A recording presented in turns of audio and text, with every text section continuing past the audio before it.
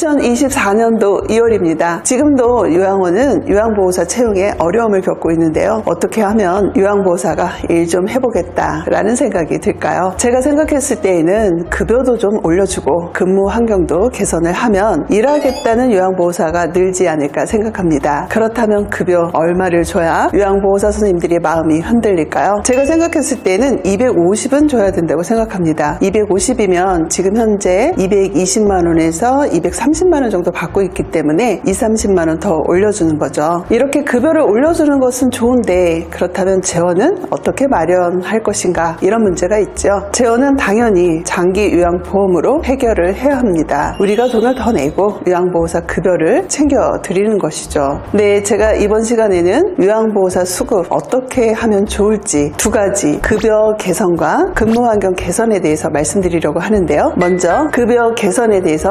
말씀드리도록 하겠습니다. 첫 번째, 요양원은 젊은 인력이 필요하기 때문입니다. 젊은 인력 몇 살을 말하는 걸까요? 50대에서 60대 초반을 말합니다. 그렇다면 65세 이상도 많이 근무하냐, 이런 궁금증이 있으시죠? 현재 65세 이상 70대인 요양보호사들도 많이 근무를 하고 있습니다. 2024년도 현재 인력 배치 기준은 수급자 2.3명당 요양보호사 1명입니다. 내년 25년도에는 2.1대1로 요양보호사 인력 배치 기준이 더 강화가 되죠. 인력은 계속 늘어나는데 현장에서는 그렇게 효율적이지 않다는 목소리가 많습니다. 바로 노노케어, 즉 65세 이상의 인력이 많이 늘었기 때문입니다. 노노케어의 경우 한 명만 돌보는 제가 방문 요양에서는 큰 문제가 되지 않을 수 있지만, 요양원의 경우 다 그런 것은 아니지만 나이가 들면 체력을 비롯한 모든 신체적인 기능이 떨어지기 때문에 여러 명을 돌봐야 하는 요양원에서는 한계가 있을 수밖에 없습니다. 돌봄의 손길이 많이 필요한 어르신들을 잘 돌보려면 젊은 인력이 필요한데, 젊은 인력이 요양원에 취업을 하기 위해서는 급여 개선이 시급하다고 보는 것이죠. 두 번째, 지금과 같은 요양보호사 구인하는 보호자 부담을 가중시킵니다. 이게 무슨 말이냐고요? 요양보호사를 구하지 못하면 급여를 더 주고 구인하는 방법이 가장 쉽습니다. 그러면 요양원은 요양보호사는 잘 구할 수 있지만 올려준 급여 비용만큼 운영에 부담이 될 수밖에 없습니다. 요양보호사 급여를 많이 주게 되면 급여비 청구만으로는 운영이 어렵죠. 즉 사업성이 없습니다. 그래서 요양원은 비급여 비용을 올리게 되는데요. 비급여 비용은 여러분들도 잘 아시다시피 식자재비와 상급병실료가 여기에 해당됩니다. 식자재비는 식자재를 사는데 다 써야 되는 금액이기 때문에 올려도 운영에 큰 도움이 되지 않습니다. 따라서 요양원은 상급병실료를 올릴 수밖에 없는데요. 새로 생기는 좋은 요양원들은 3, 4인실은 거의 없고 1, 2인실 위주로 운영되는 것을 볼 수 있습니다. 바로 요양보호사의 급여가 부담이 돼서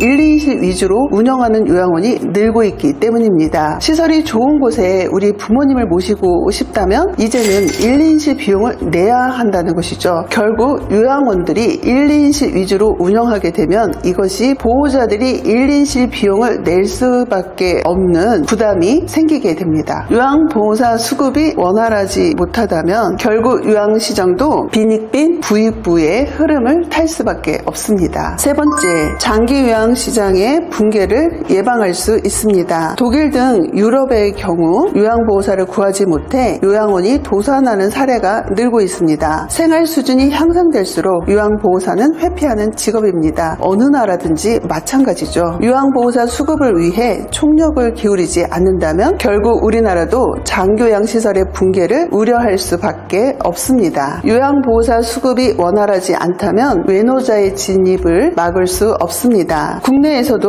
요양보호사를 구하기 힘들기 때문에 외국 인력을 요양보호사로 들이려는 움직임이 일고 있습니다. 언어 정서적인 부분, 대상자인 어르신의 거부감도 예상이 됩니다. 또 외국인이 우리나라 요양보호사가 되려면 국가고시를 통과해야 되는데 이 점도 문제가 되고 있습니다. 유럽이나 홍콩, 일본에서도 외노자 요양보호사를 쓰고 있는데요. 만족도가 좋지는 않다고 합니다. 이들도 처우가 개선되지 않으면 내국인처럼 일을 그만두는 것은 마찬가지고요. 또 언어 구사의 장벽이 없는 경우에는 생활이 안정되면 더 쉬운 일자리를 찾아 요양보호사 일을 그만두게 된다고 합니다. 몸이 불편한 부모님, 내가 모시는 게 당연하지만 내가 모실 형편이 되지 못하기 때문에 요양원에 모시고 있습니다. 지금 현재 요양원에 모시면서도 요양원에 관련된 많은 문제들이 있죠. 이런 문제 개선이 다 되지 않았는데 요양보호사 수급 문제까지 얽힌다면 더 많은 문제점들을 안고 있을 수밖에 없습니다. 요양보호사의 처우 개선, 사회적 인식 개선은 요양보호사만의 문제가 아닙니다. 우리 가족의 문제이고 우리 모두의 문제입니다. 따라서 여러분들께서 요양보호사의 문제에 많은 관심을 가져주시기 바랍니다. 이번 시간에는 요양보호사 수급 문제를 해결하기 위해서 급여 개선부터 하자, 이런 내용이었고요. 다음 시간에는 근무 환경 개선에 대해서 말씀드리도록 하겠습니다. 시청해주신 여러분 감사합니다.